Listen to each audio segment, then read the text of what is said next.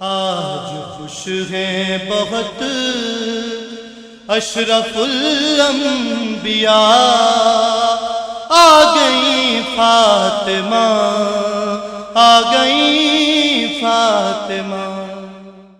بسم اللہ الرحمن الرحیم، الحمد للہ رب العالمین، والصلاة والسلام علی اشرف الانبیاء والمرسلین،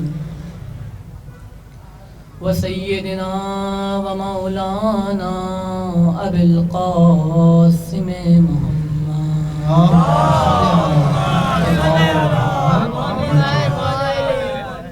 وآل بیتہ الطیبین الطاہرین المعصومین المظلومین، ولعنۃ اللہ علی اعدائہم اجمعین من الآن الی قیام یوم الدین۔ صلوات پڑھیں محمد۔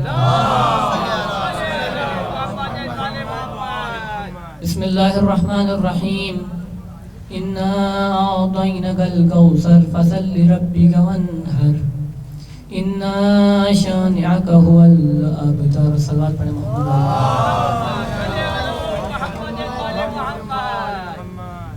جس سورہ کو سرنامہ کلام بنایا، یہ سورہ قرآن مجید کی سب سے چھوٹی سورہ ہے، لیکن مجھے یہ لگتا ہے کہ سب سے چھوٹی سورہ ہونے کے باوجود سب سے زیادہ حکمت اس میں ہے۔ پروردگار نے نبی کو بہت ساری چیزیں دی، بہت سی چیزیں دی، بہت سی نعمات دی، بہت سے معجزے دیے، یہاں تک کہ علماء کا یہ کہنا ہے کہ یہ جو 1,24,000 انبیاء آئے،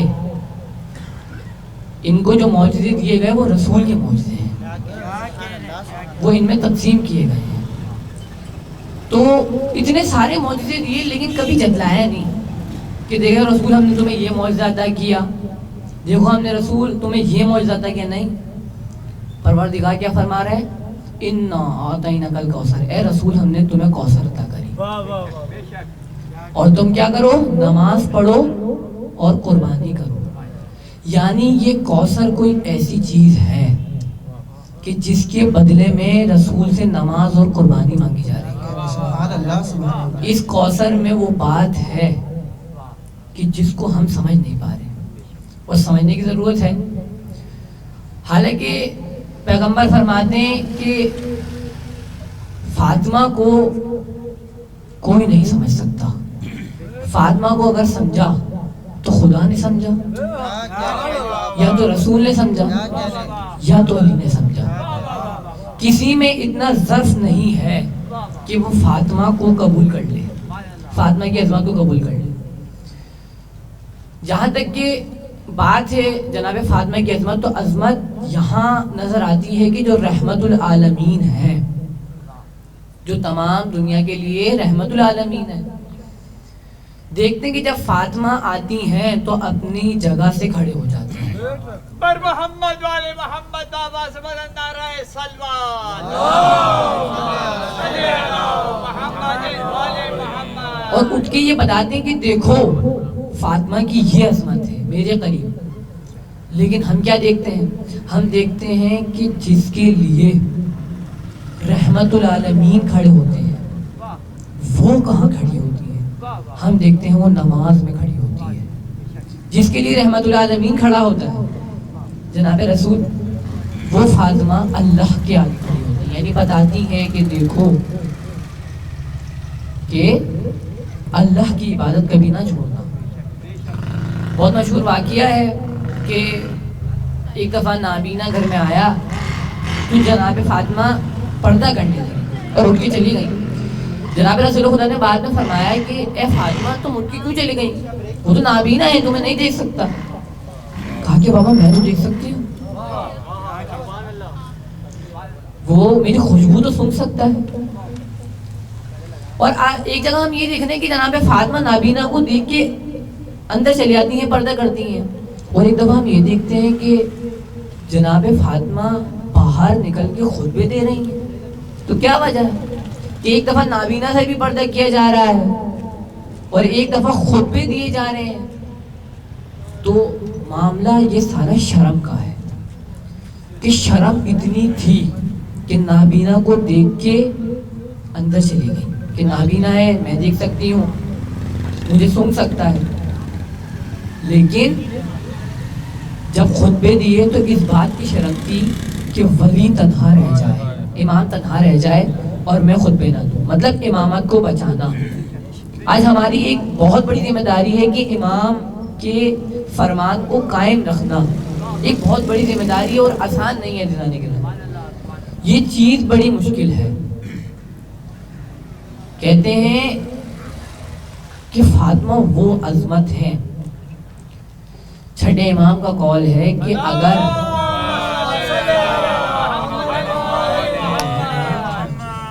علی جیسا کوئی دنیا میں نہ ہوتا تو فاطمہ کی کسی سے شادی نہیں ہو سکتی تھی. عظمت ہے نا، یہ بھی فاطمہ کی عظمت ہے. اور آپ دیکھ لیں بہت ساری جگہوں پہ ایسا ہوا ہے کہ بھی فاطمہ کی عظمت بیان کی گئی. ایک مناظرہ ہے بہرحال پورا اس میں مختصر بیان کر رہا ہوں کہ اس میں بات یہ بحث یہ چھڑی کہ جناب مریم افضل ہیں یا جناب فاطمہ. تو خیر جو تھے مولوی حضرات انہوں نے یہ اس بات پہ تحقیق کری کہ جناب مریم عظمت والی ہیں یا جناب فاطمہ.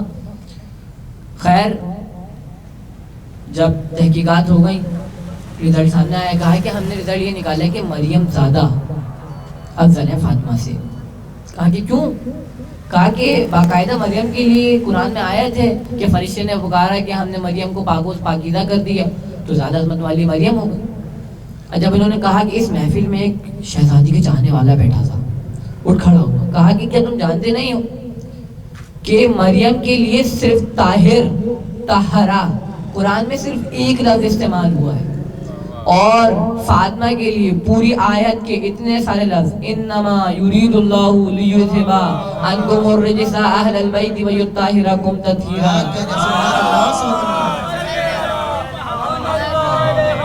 فاطمہ کے لیے اتنے سارے لفظ استعمال ہوئے ہیں کہ تم جانتے نہیں ہو کہ جب اپنے گھر کی روٹیاں دے دی گئی تھی تو آیت نازل ہوتی وَيُطْعِمُونَ الطَّعَامَ عَلَىٰ حُبِّهِ مِسْكِينًا وَيَتِيمًا وَأَسِيرًا کہ جو اللہ کی محبت میں کبھی یتیم کو کبھی اسیر کو کھانا دیتے ہیں. تم ایک لفظ کی بات کر رہے ہو. فاطمہ کے لیے پورا قرآن اترا ہے. جا کے پڑھو سورہ فاطر اور فاطمہ. یہ فاطمہ فاطر سے ہی نکلا ہے، یہ اللہ کا نام ہے کہ وہ فاطر السماوات ہے اور اس کے نام سے فاطمہ ہے. تو جناب فاطمہ کی زندگی ہمارے لیے ایک اہم نقطہ ہے، ایک نقطہ نظر ہے کہ ہم دیکھیں جناب فاطمہ زندگی میں کس چیز کے لیے کھڑی ہوئی ہیں. تو عزیزان گرامی جہاں یہ عظمت ہے وہاں اس گھر نے ہمیں بتایا کہ دیکھو یہ عظمت والا گھر ہے لیکن اطاعت خدا بھی سب سے زیادہ یہیں سے ہوتی ہے. عظمت والا گھر ہے لیکن اطاعت خدا سب سے زیادہ یہی ہوتی ہے. کہ ایک دفعہ کا ذکر ہے کہ جناب امیر المؤمنین گھر میں داخل ہوئے. اب جیسے ہی جناب امیر المؤمنین گھر میں داخل ہوئے تو جناب فاطمہ نے کہا کہ کبھی آپ نے مجھ سے فرمائش نہیں کی کسی چیز کی، کبھی بھی آپ نے مجھ سے فرمائش نہیں کی کسی چیز کی، کیا وجہ ہے؟ کہا کہ میرے بابا نے کہا تھا کہ علی سے کوئی ایسی چیز طلب نہ کرنا جس کو علی انجام نہ دے سکے. یہ ایک سیرت فاطمہ ہے. خیر جب مولا علی نے زیادہ اصرار کیا تو کہا کہ میں بہت بیمار ہوں لہٰذا میں چاہتی ہوں انار کھا لوں. اب جناب علی نے کہا کہ صحیح ہے میں انار لے آتا ہوں. اور جب بازار گئے دیکھا بازار میں انار نہیں تھے تو جناب قمر امام علی کے ساتھ تھے، کہنے لگے کہ مولا ابھی جو موسم ہے وہ انار کا نہیں ہے لیکن ایک یہودی ہے میں اسے جانتا ہوں، وہ جو ہے اپنے پاس اسٹاک رکھتا ہے ہر پھل کا، اس کے پاس انار بھی ہوں گے. مولا نے کہا کہ چلو فاطمہ نے مجھ سے پہلی بار فرمائش کری ہے. اب جب ایک یہودی کے گھر پہ آئے تو کہنے لگے کہ یہودی سنا ہے تیرے ہر چیز کا اپنے پاس رکھتا ہے، بن موسم کے بھی پھل رکھتا ہے، کیا تیرے پاس انار ہوگا؟ کہا کہ مولا انار ہے صرف ایک ہی ہے جو میں نے اپنی توجہ کے لیے رکھا ہے. کہا کہ میرے گھر میں ایک بیمار ہے جس نے پہلی بار مجھ سے فرمائش کی ہے لہٰذا میں چاہتا ہوں اس کے لیے انار لے جاؤں میں تجھے، لہٰذا ڈبل قیمت دوں گا اس کی۔ کہا کہ صحیح ہے۔ اب ایک بار یہودی سے وہ انار لیا اور آنے لگے۔ راستے میں ایک فقیر مل گیا جو کہ نابینا تھا۔ اب دیکھیے شیطان کسی طرح بھی ہمیں بہکا سکتا ہے۔ تو ایک نابینا فقیر ملا، مولا سے کہنے لگا کہ کچھ کھانے کے لیے دے دیں، میں بہت بھوکا ہوں۔ مولا نے فرمایا کہ ہاں بول تجھے کیا چاہیے، تجھے پیسے چاہیے، تجھے کھجور چاہیے، تجھے روٹی چاہیے، تجھے لباس کیا چاہیے؟ کہا مولا انار کھانے کا دل چاہ رہا ہے۔ اب یہاں پر دیکھا جاتا ہے کہ خدا کی محبت ہے، زوجہ کی محبت ہے۔ یہاں دیکھا جاتا ہے کہ زوجہ کی محبت یا خدا کی محبت۔ کہا کہ اب مولا نے کہا کہ میں تجھے انار دے دوں گا لیکن میں تجھے یہ انار آدھا دوں گا کیونکہ میرے گھر میں ایک مریض ہے اس کو بھی انار چاہیے۔ کہا کہ صحیح ہے مولا۔ اب اس مولا علی نے وہیں آدھا انار کاٹا اور آدھا اس کو کھلا دیا۔